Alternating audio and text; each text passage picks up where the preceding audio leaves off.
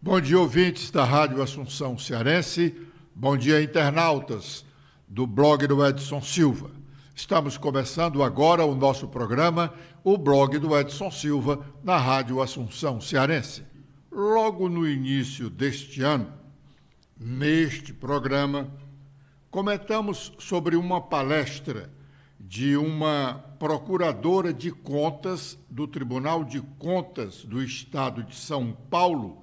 Ela proferiu esta palestra num evento promovido aqui pelos procuradores de contas do Tribunal de Contas do Estado do Ceará.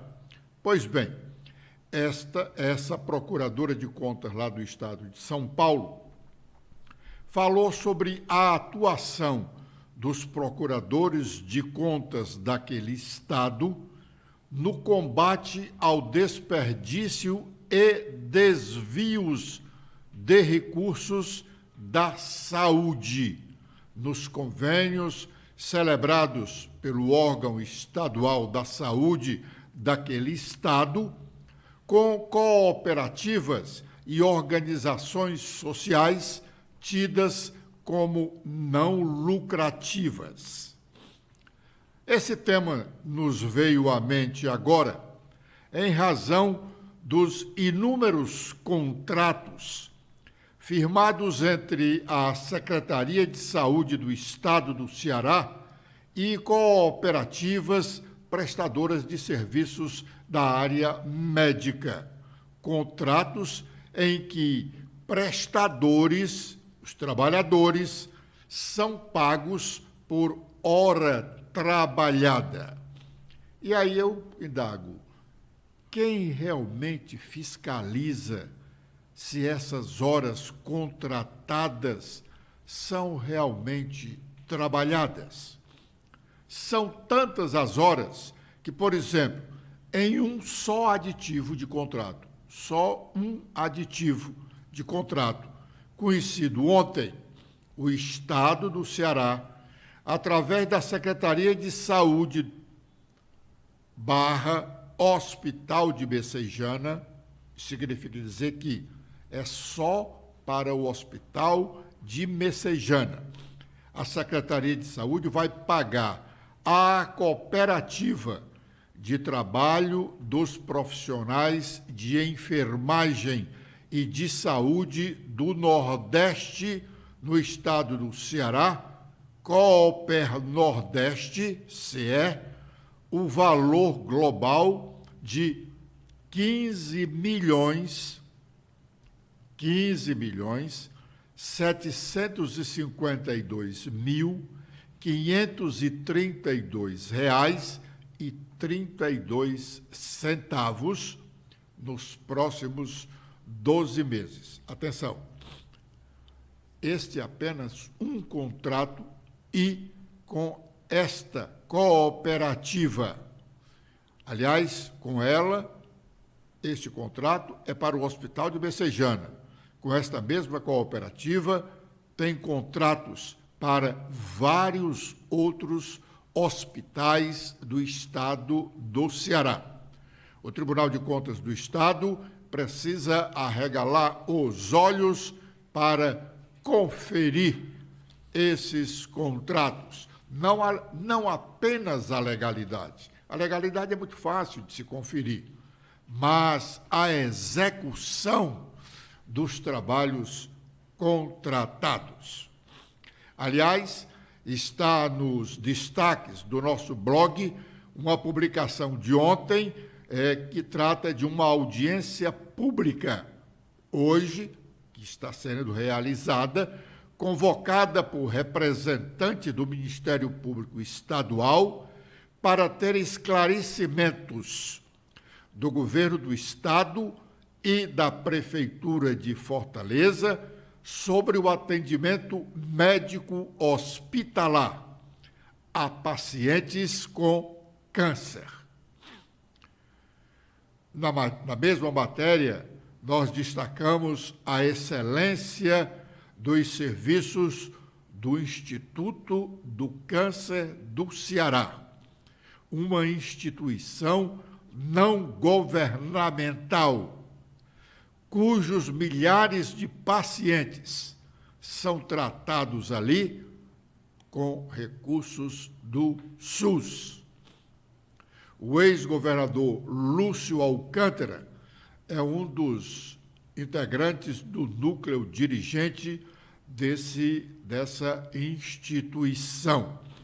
Ontem ele dava uma entrevista ao colega jornalista Eliomar de Lima e dizendo da excelência do trabalho do ICC, o Instituto de Câncer do Ceará, reconhecido não apenas no Brasil, mas também no exterior, tanto que uma universidade americana está mandando para fazer residência médica no Instituto do Câncer do Ceará 4 médicos formados por essa universidade. O governo federal dá mais um passo para tornar toda a escola pública em território nacional em tempo integral. O anúncio não entra em maiores detalhes. Daí se perguntar: temos professores suficientes para esse segundo turno das escolas de tempo integral, não apenas as do ensino profissionalizante, mas todas as outras escolas.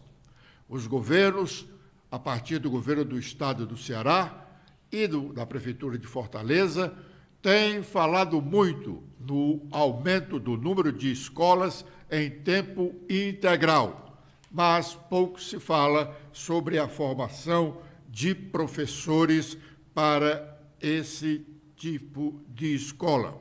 Aliás, no Brasil, são muitos os projetos apresentados e em execução para a área da educação. O mais recente deles está no Senado Federal, que é expandir a distribuição da merenda escolar também no período ou nos períodos de férias. Stephanie. Olá, Edson, olá, internautas do blog do Edson Silva. O Senado destaca que a merenda escolar deve ser oferecida aos estudantes também em finais de semana e durante as férias, propõe o senador Everton, do PDT. O projeto de lei foi apresentado pelo senador em junho e aguarda designação de relator na Comissão de Assuntos Econômicos. Depois seguirá para a Comissão de Educação para decisão determinativa. Everton explica que a proposta busca combater a situação de insegurança alimentar na qual vivem muitos alunos de escolas públicas. Considero que o fornecimento da alimentação às crianças que estudam pode e deve ser estendido para todos os dias da semana, considerando a realidade de muitos estados brasileiros, nos quais a merenda escolar constitui a principal refeição da criança. O acesso dessas crianças à alimentação de qualidade também no final de semana vai proporcionar um acréscimo significativo no desempenho global e na sua capacidade de aprendizado, justificou o senador. Realmente isso é um projeto interessante, porque nós sabemos que a merenda escolar, infelizmente, é uma das grandes ou a principal atração para alunos desse interior brasileiro, aqui na região nordestina, onde nós temos muitas famílias com dificuldade alimentar. E os filhos nas escolas têm, pelo menos, a merenda escolar. O PT da capital cearense retoma os encontros na periferia de Fortaleza, com vistas às eleições municipais do próximo ano, confirma o deputado estadual Guilherme Sampaio, que é o presidente do Diretório Municipal do partido. Vamos ouvi-lo. A primeira coisa que eu quero falar para você é o privilégio que o Partido dos Trabalhadores tem de ter tantos bons quadros aptos a disputar e a vencer as eleições, e se fizer o que eu fazia quando a gente era criança, que era aquele burburinho, jogar para cima e tirar um, aquele um ou uma está apto a ser o candidato, a disputar e a vencer. Nós não temos problema de nome, com qualidade, com força eleitoral, com capacidade de gestão e capacidade política para disputar a Prefeitura de Fortaleza. O PT é enraizado nas lutas populares da cidade. O PT tem tradição de governar Fortaleza e governar combatendo desigualdades. Estivemos na primeira oportunidade com Maria Luísa, depois com Luiziane 2 vezes. O PT participou de todas as últimas campanhas eleitorais em Fortaleza com grande protagonismo, e é óbvio que nós temos uma responsabilidade de, junto ao campo que venceu as últimas eleições, agora aqui no estado do Ceará, apresentarmos uma alternativa ao povo de Fortaleza. Isso será feito como sempre foi, no momento oportuno, que é o ano eleitoral, a partir do diálogo com os partidos aliados, no sentido de discutirmos as nossas alternativas em termos de nome e a composição de uma chapa. Nós temos uma agenda de 6 encontros territoriais, o próximo acontecerá no mês de agosto, se não me falha a memória, o primeiro sábado de agosto, e abrange os territórios da Grande Messejana, Janguruçu e Palmeiras, onde também nós temos uma tradição de larga militância, e nós, mais uma vez, aperfeiçoando um pouco, inclusive, a experiência do primeiro, para o qual havia uma grande expectativa. Nós tivemos a participação maciça de parlamentares, mais da metade da bancada estadual estava lá, nossos vereadores, senador Augusto, deputado Guimarães. Então nós vamos aperfeiçoar um pouco mais, a partir dessa experiência, para que a gente privilegie muito a escuta das representações de movimentos populares, das pessoas desse território, porque um dos grandes objetivos desse processo de seminários territoriais é a gente atualizar a nossa leitura da cidade, e isso vai subsidiar o programa de governo que nós queremos discutir com os nossos aliados para 2024.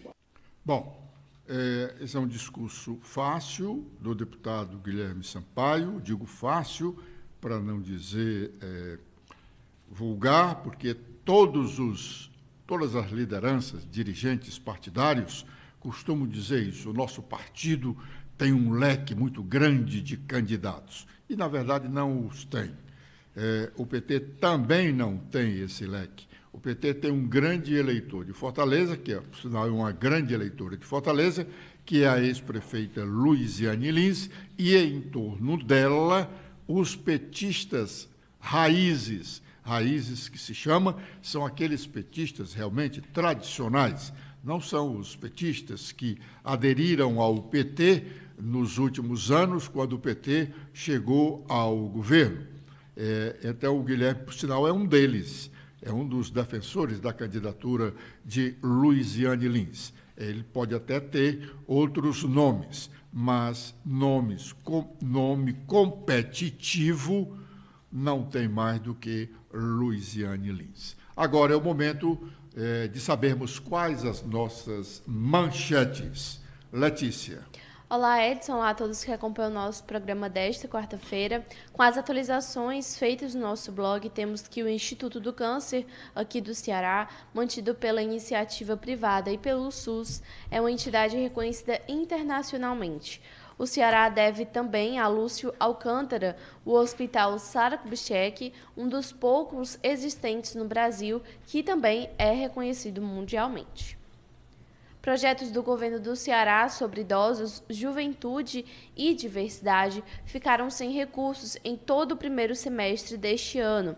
Na publicação da Secretaria de Planejamento, os detalhes são do Sistema Integrado de Administração Financeira aqui do Ceará.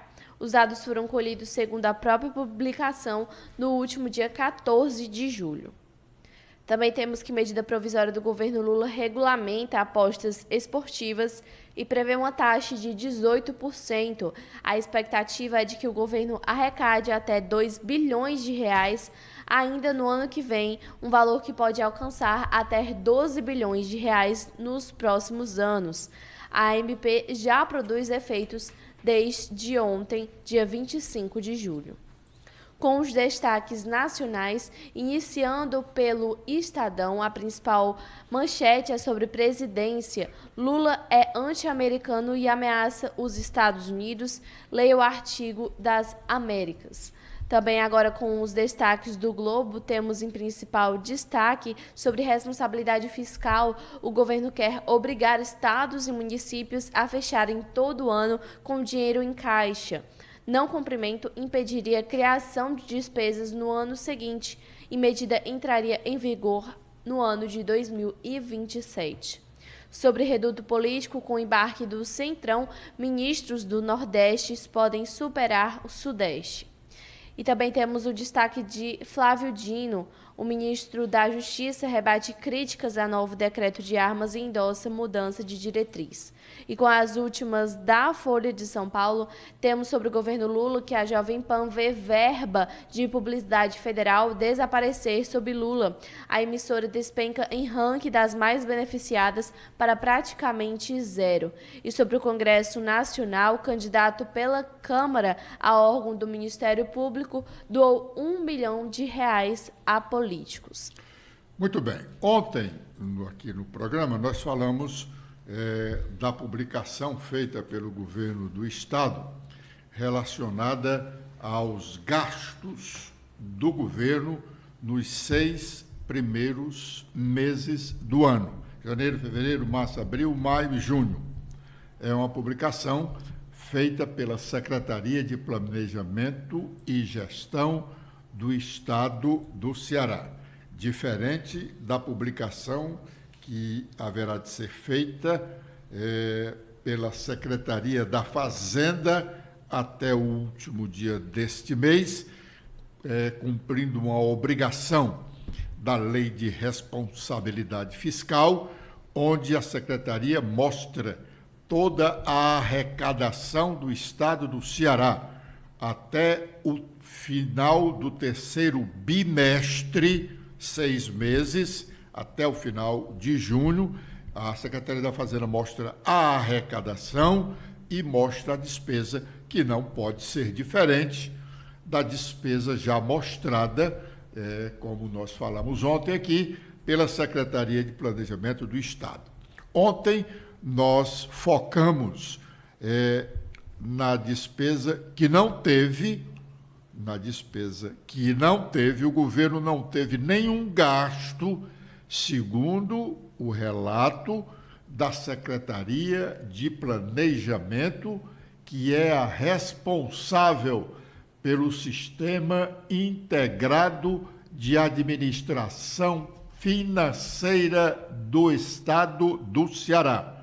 Então, repetindo, o governo não fez nenhum gasto com relação às políticas para idosos, para jovens, na Secretaria da Juventude, e para os projetos da Secretaria da Diversidade.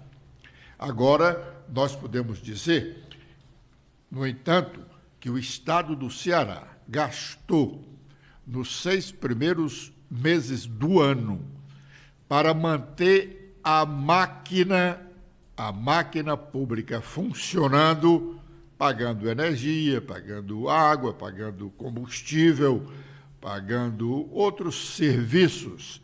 O Estado gastou R$1.767.701,85. O Estado, com esses números, está gastando uma média mensal de R$250 milhões para manter a máquina funcionando. Por isso que se diz que ela está muito gorda. Precisa cortar um pouco dessa gordura. Em entrevista na manhã de hoje aos veículos de comunicação do governo federal, o ministro da Justiça, Flávio Dino, voltou a falar sobre as medidas do governo federal para controlar a onda armamentista que tínhamos no país. Vamos ouvi-lo. Infelizmente, na ausência de fiscalização, por trás de atividades legais, se implantaram atividades ilegais, criminosas, desviando armas, vendendo armas para quem? Para as quadrilhas. Nós estamos aqui desde o início falando de quê? De organização criminosa, de facção. E onde essas facções conseguem as suas armas? Elas vão na loja e compram? Não. Tem o contrabando, claro, nas fronteiras, nos portos, que é uma área que nós estamos atuando, mas também tem esse desvio de gente que diz que compra arma porque é caçador e, na verdade, aluga arma para a facção. Toda semana sai notícia disso. Nós aprendemos, a Polícia Federal apreendeu no Rio de Janeiro, numa só cidade, mais de 1.000 armas, que iriam para onde? Para o crime organizado. Então, nós estamos preocupados com essa situação dos clubes de tiro, que não cumprem a lei. Então, a diretriz do presidente vai ser cumprida com o novo decreto que ele editou. Tem muita gente reclamando, eu lamento, porque são pessoas que fazem um discurso falso de defesa da liberdade. Existe liberdade de matar? Existe liberdade para cometer crime? Existe liberdade para fraudar, para desviar arma para quadrilha? Não, que liberdade é essa? Então, o presidente tem alertado isso para separar o joio do trigo. Então, quem é colecionador de verdade, ok. Caçador, atirador, esportivo, muito bem. É uma atividade legítima. Agora o presidente deu essa diretriz e nós vamos cumprir para intensificar a fiscalização nos clubes de tiro, e aqueles que não cumprem a lei, obviamente, serão fechados. Ou seja, então, inicialmente, a ideia não é acabar. Regulamentar e fiscalizar. E com isso, nós sabemos que progressivamente vamos afastar do mercado os maus profissionais.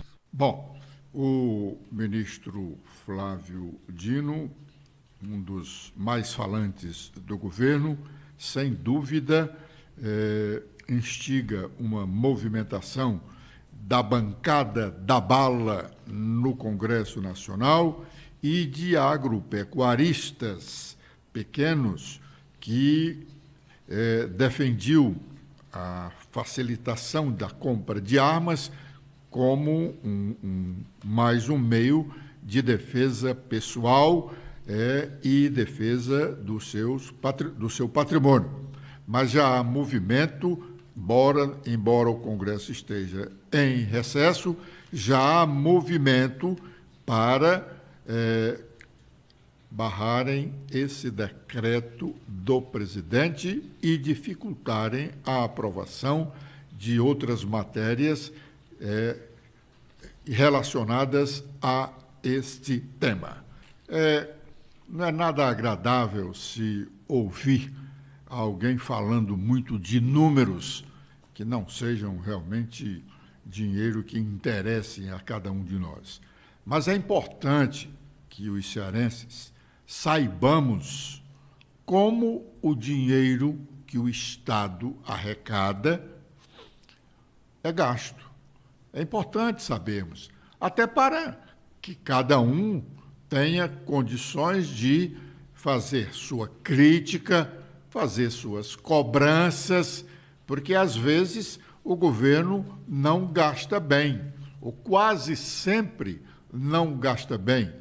Tem alguns setores do governo que são perdulários, são gastos que são plenamente dispensáveis, mas o agente faz o gasto porque nós não reclamamos, não cobramos, não denunciamos.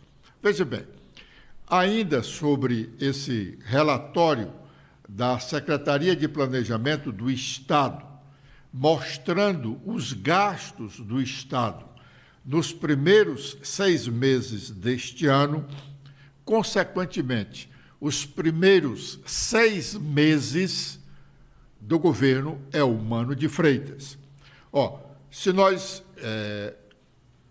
levarmos em consideração os gastos, que já falamos no bloco anterior, da conta denominado encargos gerais do Estado, essas despesas que o Estado faz para manter a máquina, pagar a conta de luz, o governo paga a conta de luz, a Coelce fatura bem, e o governo não tem um projeto de energia alternativa, embora fale muito que está trabalhando para financiar, para motivar a criação de empresas que gerem energias renováveis, pois ele paga um montão de dinheiro a esta Coelce, que presta um serviço de má qualidade aos cearenses.